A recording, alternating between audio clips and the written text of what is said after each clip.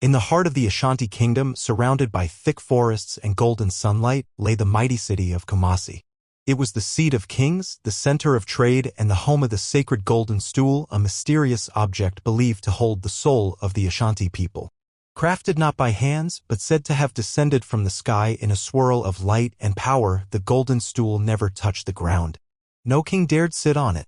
It rested on silk cloth and was worshipped like a living god.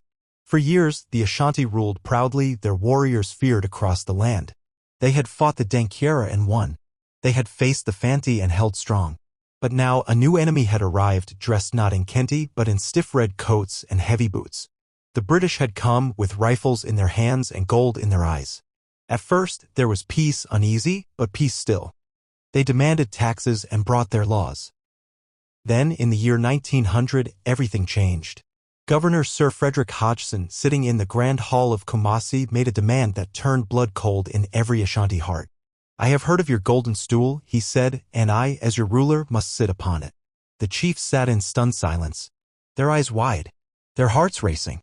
Had the white man gone mad? The golden stool was not a chair. It was not a throne. It was life, spirit, and honor. For a foreigner to sit upon it was worse than war, it was blasphemy. And as the silence stretched, a storm began to brew in the hearts of the people. The spirit of resistance was waking.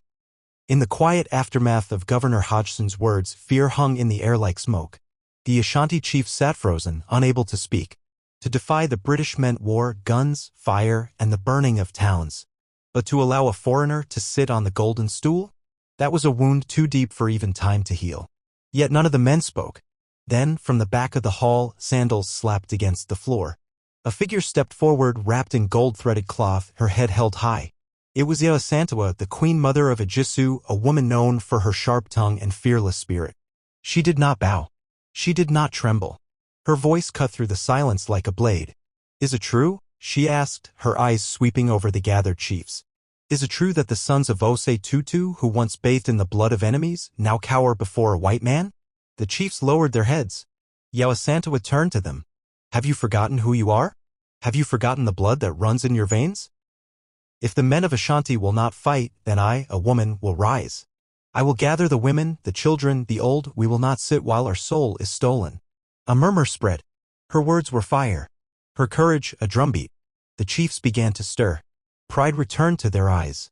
The spirit of their ancestors whispered from the shadows of the hall.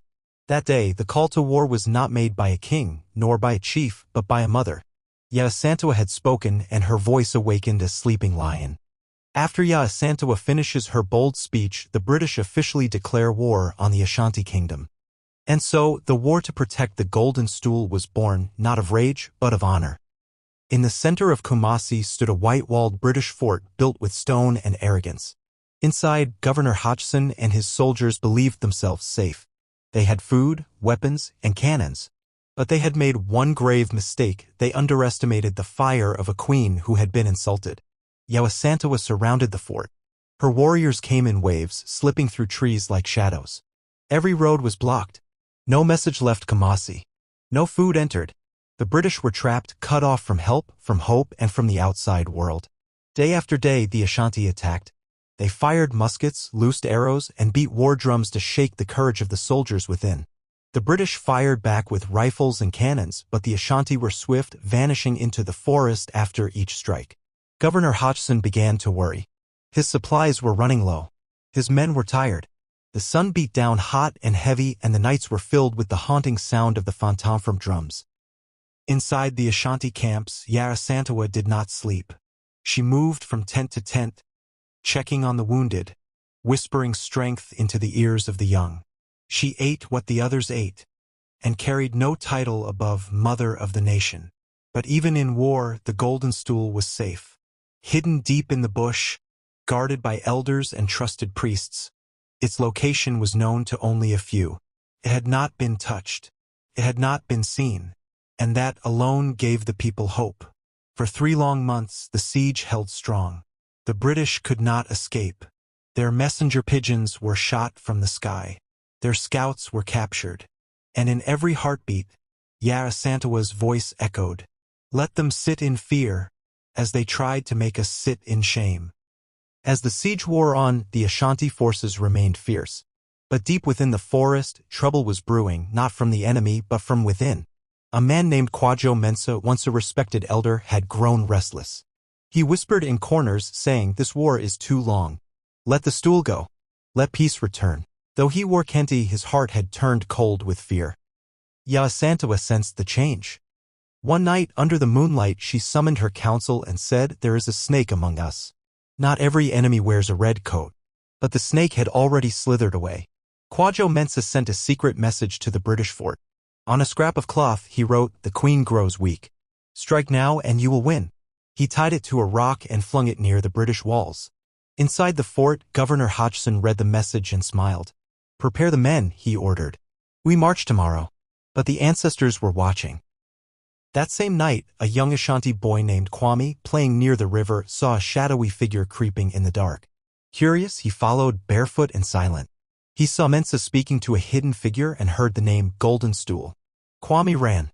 He ran faster than the wind. Bursting into Yaa Asantewaa's tent, he told her all. The queen's eyes darkened. She did not scream. She did not cry. She simply stood and said, "Summon the warriors. Tonight, we catch the traitor." Kwajo Mensa was found by the river with a British coin in his hand. He was brought before the people. Yaa Asantewaa looked him in the eye and spoke softly, "A man who sells his soul cannot protect the soul of a nation."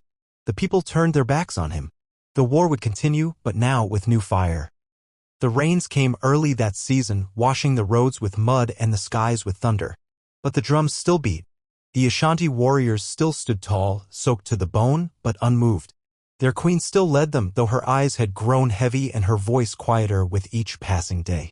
Then one morning, the sound of distant rifles broke through the mist.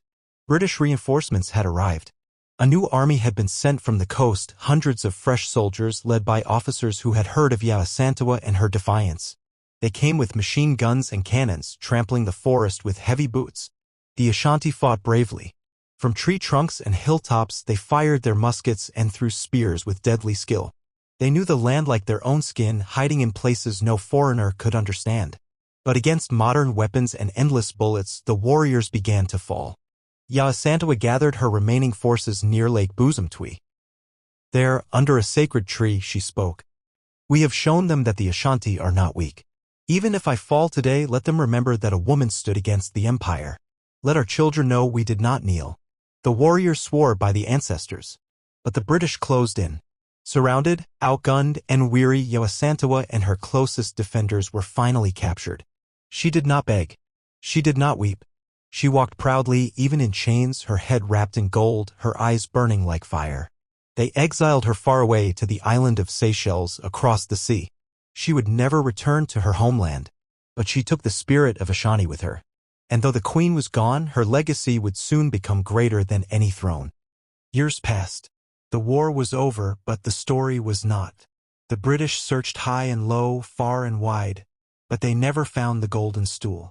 The Ashanti had hidden it too well, buried it deep in the bush, guarded by oaths, and protected by spirits. Though the British claimed victory, they left without touching the one thing they truly wanted. The soul of the Ashanti people remained untouched. In her exile, Yaa Asantewaa grew old. She sat by the sea in Seychelles, far from the red soil of Ejisu, far from the drums and voices of her people. But she never forgot. Every day, she whispered prayers to the ancestors. Every night, she dreamed of home. Before she died in 1921, she told those around her, "Tell them I did not fall on my knees. Tell them I stood, so they might rise." Back in Kumasi, the people mourned her in silence. Her image was forbidden, her name not spoken aloud for a time, but her spirit was never erased. Then, in 1924, 3 years after her death, the British returned the exiled Ashanti royals to their homeland. Among them were the remains of Yaa Asantewaa. The people wept. The drums returned. The queen came home at last. They built statues. They told stories. And mothers began to name their daughters Yaa in her honor. Today, in schools, markets, and royal courts across Ghana, her name is spoken with pride. The girl who became a mother. The mother who became a warrior. The warrior who became a legend. And the Golden Stool? It still sits in Kumasi, untouched, unbroken, still sacred. because one woman dared to stand when all others sat. If this story moved you, if you felt her fire, then join us. This is just one story among many that shaped our people. Subscribe to Zamper Folktales and walk with us through the wisdom of the ancestors. More powerful stories are waiting, and they deserve to be heard. Click that subscribe button, like, and share, and let the legacy live on.